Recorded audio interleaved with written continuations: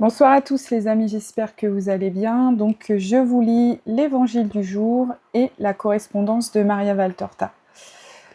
Donc aujourd'hui, l'évangile du jour, c'est l'évangile selon saint Matthieu. En ce temps-là, des pharisiens s'approchèrent de Jésus pour le mettre à l'épreuve. Ils lui demandèrent : « Est-il permis à un homme de renvoyer sa femme pour n'importe quel motif ?» Il répondit : « N'avez-vous pas lu ceci ? Dès le commencement, le Créateur les fit hommes et femmes, et dit : à cause de cela, l'homme quittera son père et sa mère, il s'attachera à sa femme, et tous deux deviendront une seule chair. Ainsi, ils ne sont plus deux, mais une seule chair. Donc, ce que Dieu a uni, que l'homme ne le sépare pas. Les pharisiens lui répliquent : pourquoi donc Moïse a-t-il prescrit la remise d'un acte de divorce avant la répudiation ? Jésus leur répond : c'est en raison de la dureté de votre cœur que Moïse vous a permis de renvoyer vos femmes. Mais au commencement, il n'en était pas ainsi. Or, je vous le dis, si quelqu'un renvoie sa femme, sauf en cas d'union illégitime, et qu'il en épouse une autre, il est adultère. Ses disciples lui disent : si telle est la situation de l'homme par rapport à sa femme, mieux vaut ne pas se marier. Il leur répondit : tous ne comprennent pas cette parole, mais seulement ceux à qui cela est donné. Il y a des gens qui ne se marient pas car de naissance ils en sont incapables. Il y en a qui ne peuvent pas se marier car ils ont été mutilés par les hommes. Il y en a qui ont choisi de ne pas se marier à cause du royaume des cieux. Celui qui peut comprendre, qu'il comprenne. Acclamons la parole de Dieu. Louange à toi, Seigneur Jésus. Donc, ensuite, je vais vous lire donc la correspondance de Maria Valtorta. Donc, l'évangile tel qu'il m'a été révélé. Donc, aujourd'hui, il s'agit du tome numéro 5, chapitre 357.10. Que désiriez-vous savoir ? Nous voulions savoir s'il est permis à l'homme de répudier sa femme pour un motif quelconque. C'est une chose qui arrive souvent, et chaque fois cela fait du bruit là où cela arrive. Les gens s'adressent à nous pour savoir si c'est permis, et nous répondons suivant les cas. En approuvant le fait accompli 90 fois sur 100, pour les 10% que vous n'approuvez pas, il s'agit des pauvres ou de vos ennemis. Comment le sais-tu ? Parce qu'il en est ainsi de toutes les affaires humaines. Et j'ajoute une troisième catégorie, celle où si le divorce était permis, il se justifierait davantage, comme dans les vrais cas pénibles, tels qu'une lèpre incurable, une condamnation à vie ou une maladie honteuse. Alors pour toi, ce n'est jamais permis ? Ni pour moi, ni pour le Très-Haut, ni pour aucune âme droite. N'avez-vous pas lu que le Créateur, au commencement des jours, a créé l'homme et la femme ? Qu'il les créa mâle et femelle ? Il n'avait pas besoin de le faire. S'il avait voulu, il aurait pu, pour le roi de la création, fait à son image et à sa ressemblance, créer un autre mode de procréation qui aurait été tout aussi bon, bien que différent de tout autre moyen naturel. Et il a dit : pour cette raison, l'homme quittera son père et sa mère et s'unira à la femme, et les deux seront une seule chair. Dieu les a liés en une seule unité. Ils ne sont donc plus deux chairs, mais une seule. Ce que Dieu a uni, parce qu'il a vu que c'était bon, que l'homme ne le sépare pas, car si cela arrivait, ce ne serait plus bon.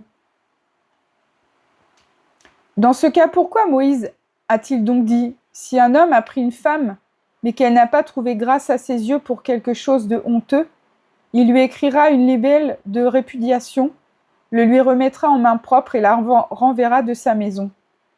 C'est à cause de la dureté de votre cœur, pour éviter par un ordre des désordres trop graves. C'est pour cela qu'il vous a permis de répudier vos femmes. Mais au commencement, il n'en était pas ainsi, car la femme n'est pas une bête qui, selon les caprices de son maître ou les libres circonstances naturelles, est soumise à tel ou tel mâle, chair sans âme qui s'accouple pour la reproduction. Vos femmes ont une âme comme vous, et il n'est pas juste que vous la piétiniez sans pitié. S'il est dit dans sa condamnation : tu seras soumise au pouvoir de ton mari, et il te dominera, Cela doit se produire selon la justice et non selon la tyrannie qui lèse les droits d'une âme libre et digne de respect. En répudiant alors que ce n'est pas permis, vous offensez l'âme de votre compagne, la chair jumelle qui s'est unie à la vôtre, ce tout qu'est la femme que vous avez épousée en exigeant son honnêteté. Alors que vous, par jure, vous allez vers elle, déshonoré, diminué, parfois corrompu, et vous continuez à l'être en profitant de toute bonne action pour la blesser et donner libre cours à vos passions insatiables. Vous faites de vos femmes des prostituées. Pour aucun motif vous ne pouvez vous séparer de la femme qui vous est unie selon la loi et la bénédiction. C'est seulement dans le cas où la grâce vous touche, quand vous comprenez que la femme n'est pas un objet que l'on possède, mais une âme, et donc qu'elle a des droits égaux aux vôtres d'être reconnue comme faisant partie intégrante de l'homme, et non pas comme son objet de plaisir, et c'est seulement dans le cas où votre cœur est assez dur pour ne pas épouser une femme après avoir profité d'elle comme d'une courtisane, seulement pour faire disparaître le scandale de deux personnes qui vivent ensemble sans la bénédiction de Dieu sur leur union que vous pouvez renvoyer une femme. C'est qu'alors il ne s'agit pas d'union mais de fornication, et qui souvent n'est pas honorée par la venue des enfants supprimés contre nature ou éloignés comme déshonorants. Dans aucun autre cas, car si vous avez des enfants illégitimes d'une concubine, vous avez le devoir de mettre fin au scandale en l'épousant si vous êtes libre. Je ne m'arrête pas à l'adultère consommé au détriment d'une femme ignorante. Pour cela, il y a les pierres de la lapidation et les flammes du Sheol. Mais pour celui qui renvoie son épouse légitime parce qu'il est las et qui en prend une autre, il n'y a qu'un jugement, c'est un adultère. Il en est de même pour celui qui prend une femme répudiée. Car si l'homme s'est arrogé le droit de séparer ce que Dieu a uni, l'union matrimoniale continue aux yeux de Dieu, et celui qui passe à une seconde femme sans être veuf est maudit.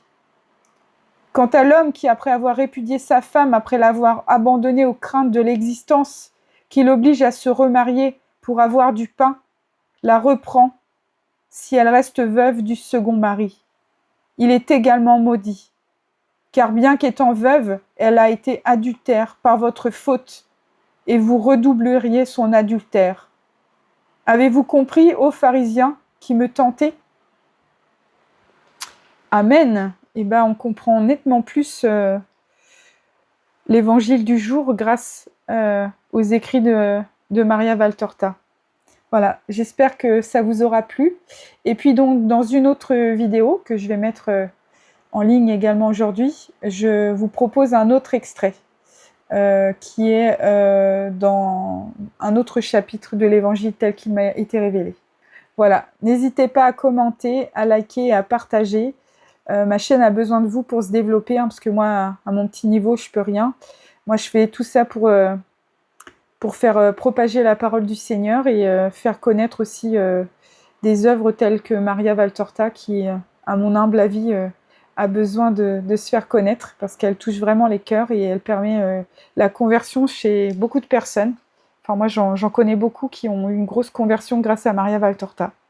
Voilà, en tout cas, je vous remercie, je vous souhaite une très bonne soirée et un très bon week-end pour l'Assomption. Je vous dis à demain pour d'autres vidéos. Soyez bénis de Dieu. Bisous, bisous les amis. À demain.